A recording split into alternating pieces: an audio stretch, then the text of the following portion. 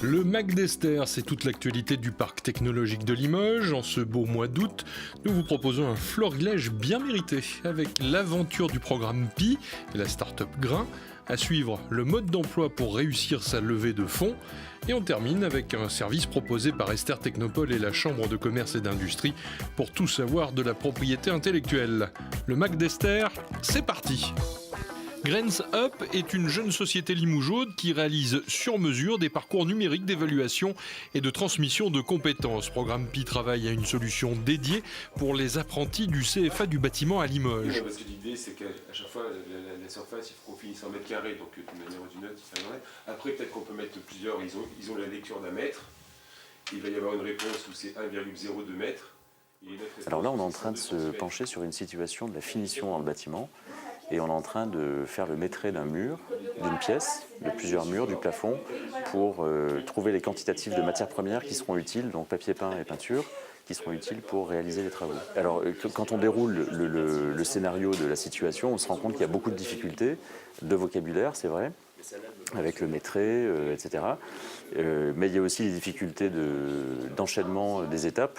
Il faut faire des étapes très très simples. Il faut faire des étapes où on teste une seule compétence. Donc tous les débats auxquels on assiste depuis tout à l'heure, c'est vraiment l'objectif, c'est vraiment de trouver, de décomposer la situation en étapes élémentaires. Moi, le programme Pi, c'est surtout pour dédramatiser les mathématiques. Parce que les jeunes qui arrivent chez nous sont en général des jeunes en échec scolaire. Parce que maintenant, sur une classe, le pourcentage d'apprentis qui fait ça par choix, il est très faible. À part le fils qui reprend la boutique du papa. Mais sinon, il ne faut pas se le cacher, ceux qui arrivent ici, c'est parce qu'ils n'ont pas réussi ailleurs. Pas que c'est complexe pour eux, mais oh monsieur, c'est pas mon boulot, ça c'est celui du patron, ça. Voilà, ça s'arrête là. C'est l'occasion de dire que pour travailler dans de meilleures conditions, il faut comprendre ce qui se passe avant. Ben, bien sûr, évidemment qu'il faut comprendre ce qui se passe avant, sinon on ne peut pas évoluer. Donc c'est bon pour ça. On mettrait la fiche pédagogique attachée à l'étape, à la brique 5. Ouais. Donc là, on a fait la première étape, si on est OK. Oui. Le bilan de ça, c'est donc grâce à mon travail dans la première étape.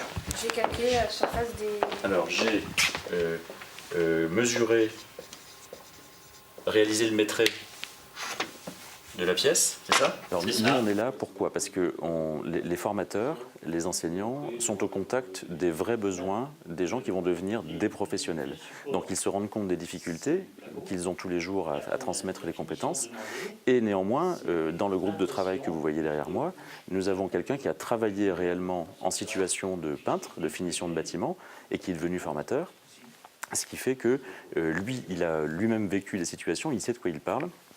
Et la formatrice en mathématiques nous apporte la garantie qu'on va être rigoureux dans les concepts mathématiques. Après plusieurs séances d'échange avec les formateurs, retour au bureau pour mettre en forme les différents éléments du test et des exercices. On pourrait dire que c'est du e-learning, mais on a un parti pris qui est un petit peu différent.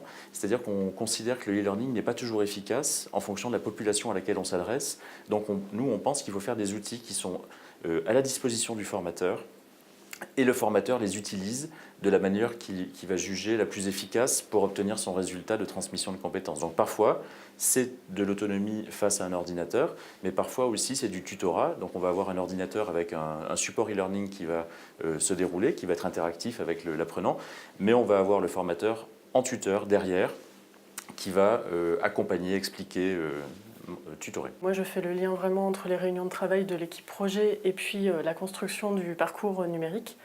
Et donc, en fait, j'utilise un squelette en fait, de la situation que je vais mettre en forme à travers des briques. Alors, on utilise beaucoup de supports. On a déjà interviewé en fait, le formateur professionnel pour mettre en contexte l'apprenant dans cette situation métier qui traite des matières d'œuvre à quantifier. Ensuite, on utilise des vidéos d'animation pour essayer de divertir et de motiver l'apprenant et de mettre en lumière la problématique qui est souvent relevée dans ce genre de situation.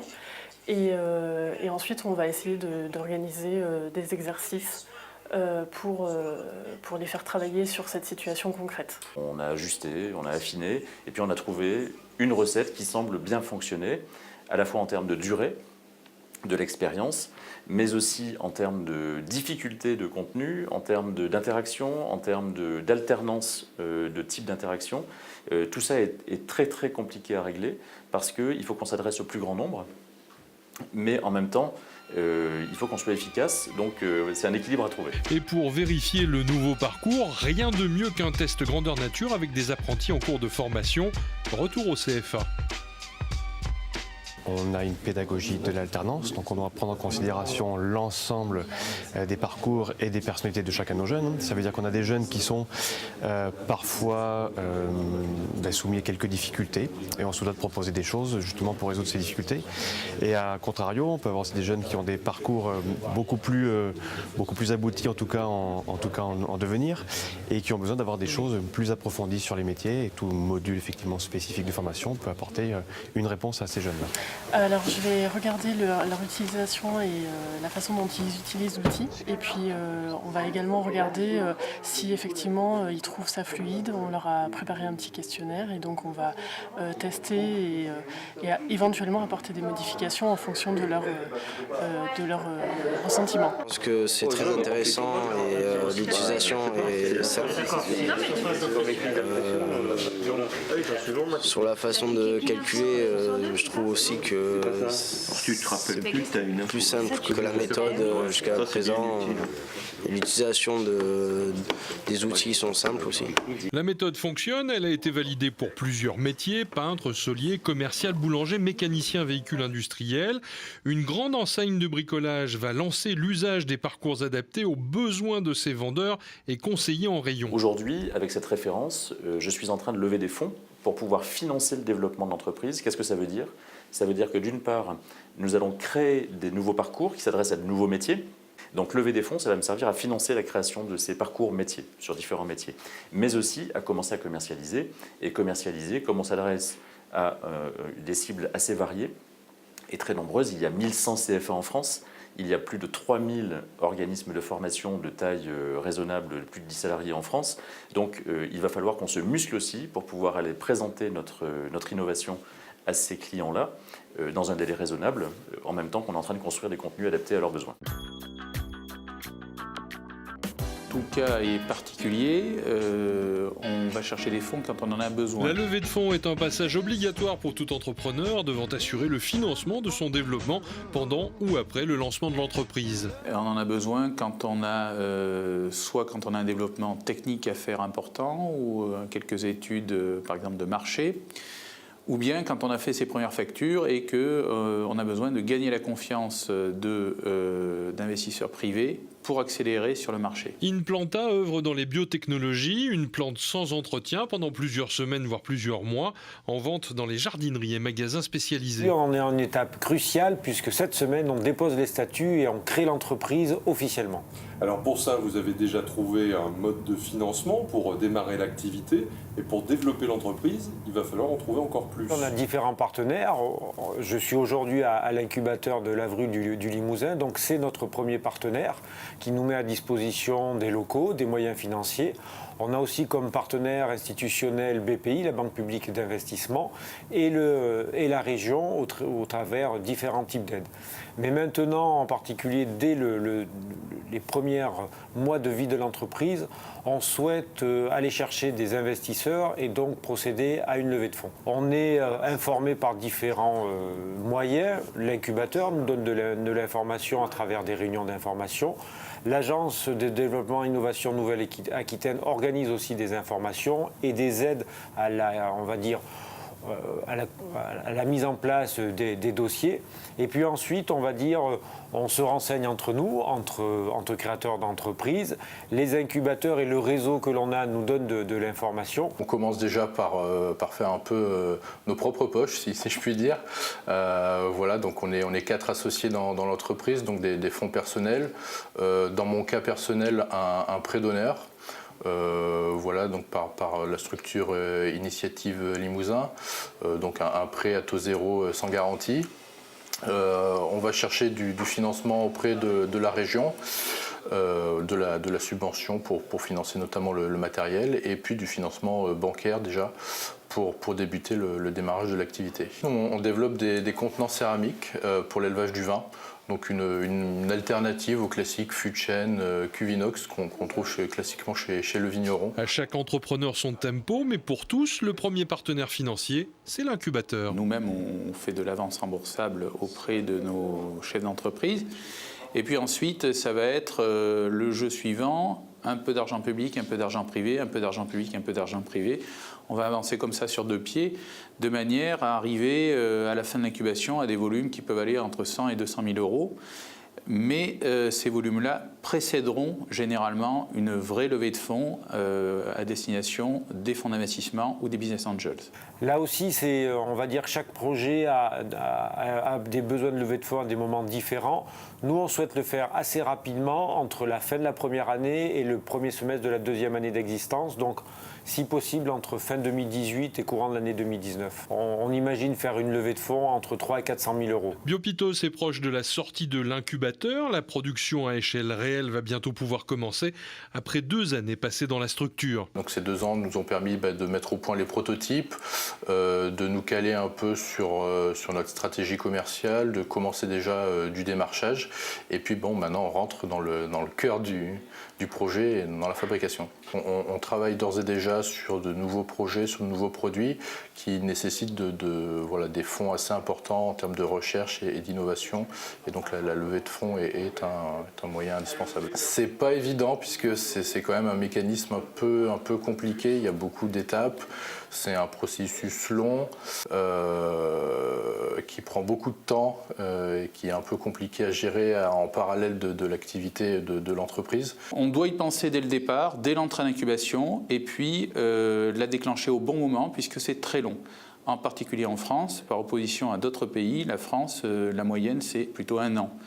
Donc 1 an, c'est à la fois long et court. On a vite fait de prendre du retard si on ne s'y prend pas au bon moment. La levée de fonds n'est pas qu'une opération séduction. Il convient de formaliser cette étape et de valoriser l'entreprise et son concept. Pour valoriser l'entreprise, c'est du gré à gré.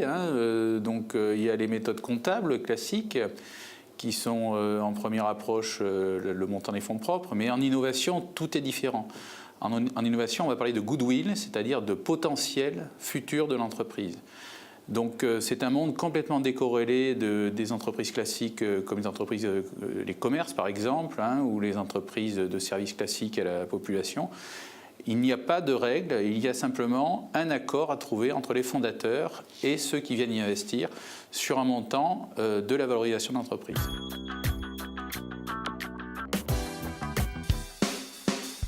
Si votre idée est bonne, il faut la protéger. Point de nouvelle maxime, mais plutôt du bon sens. La Chambre de commerce de Limoges et la délégation d'Esther proposent, entre autres services, en partenariat, une cellule d'information sur la propriété intellectuelle. Pour nous, Esther Technopole, qui sommes très vigilants à accompagner nos résidents, quelle que soit leur taille, quel que soit leur stade de développement, offrir à la gamme de services existante ce qui est appelé une cellule sous forme de permanence propriété intellectuelle à nos résidents, c'est un service additionnel, en plus de l'hébergement, en plus de l'accès à certains financements, que nous souhaitions vraiment incorporer à l'accompagnement qui est proposé, alors certes aux résidents, mais toute entreprise du territoire, puisque ce service se fait en partenariat avec la Chambre de commerce 87 Limoges. Tout résident, évidemment, de la circonscription consulaire peut bénéficier de ce service, les permanences ayant systématiquement lieu à Esther. Mais après, vous ne faites pas de lien entre l'entreprise et... Moi, principalement, ça va être de l'information. D'accord. Car je viens de créer ma société et je ne sais pas du tout s'il est pertinent de protéger le nom de ma société, créer une marque, etc. Et donc je viens surtout pour de l'information. Parce que c'est vraiment quelque chose qui ne me parle pas, c'est tout neuf pour moi. Et mais je suis là pour apprendre. Il faut savoir que le logiciel, ça ne se protège pas par le biais du brevet, c'est plus au niveau du droit d'auteur. Et de la marque, effectivement, s'il y a un nom particulier. On ne peut pas être expert en tout, et en l'occurrence, en ce qui me concerne, je suis expert en rien. J'ai sollicité un rendez-vous pour en savoir un petit peu plus sur comment on peut protéger nos innovations.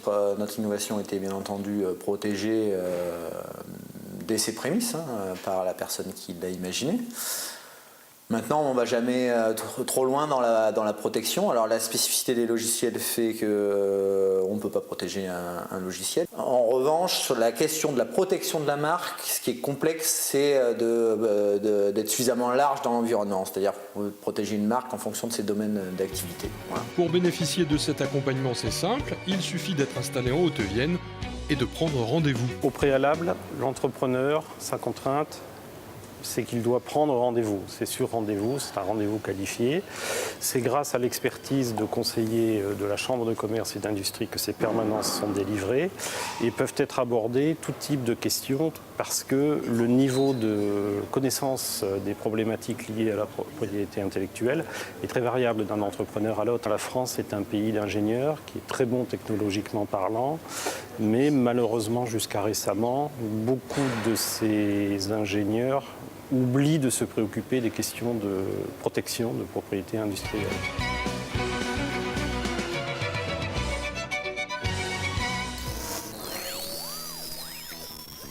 Le Mac d'Esther, c'est terminé. Rendez-vous dans un mois.